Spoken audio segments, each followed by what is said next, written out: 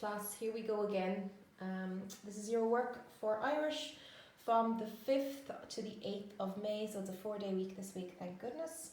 So your Irish reading is page 100 and 101 on Gránna.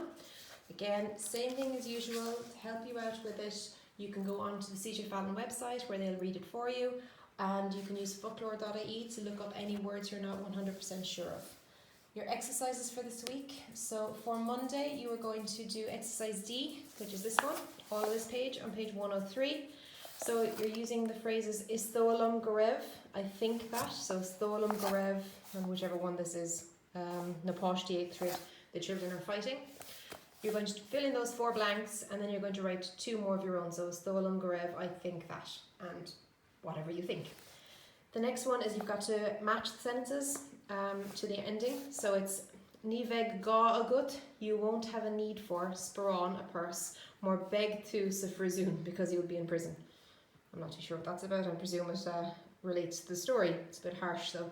So you need to read the first half of the sentence and then rewrite it and try and match it with the second half of the sentence. So it's nice, easy work for Tuesday to ease you in. Then on Wednesday, you are going to be doing page 105, and it's exercise F. So it's a closed activity, so you just fill in the blanks. You write out the paragraph with your heading, Tim Pishta, and you fill in the blanks as you go. For Thursday, you're going to be doing part G here. So what you're going to do is you're going to be writing out a sentence for each one. So, Chuig me Gadaí an Shuppabrog, agus Cianig me. Or whatever you bought. So I presume you bought shoes or boothashy or whatever. Then Chuig me Gadaí an Shuppaportagera, agus Cianig me, and whatever you bought there. So I'll have that little sentence of Chuig me Gadaí on, and then agus Cianig me. I'll have it written down in the sheet for you to be sent out to you. And so you just do a sentence for each shop.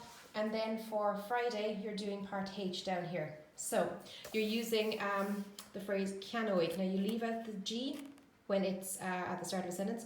So you're going to try and figure out in which shop you would buy each of the following things. So Cianoig me Rosana, and then sa shoppa, and whichever one, so sa shoppa blahana. Okay, Cianoig me boothashy, sa shoppa vroog. Okay, so again, I'll have that sentence written for you. Cianoig me blah, sa blah. Sounds so technical. But look, it's nice and easy work, and you'll be grand. You're also going to keep going with these. Now, I know you learned them all last week, but your version of knowing them and my version of you knowing them may be slightly different.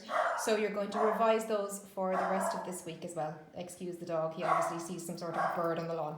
So that is it for your Irish for this week. Again, if you need any help, you know where I am.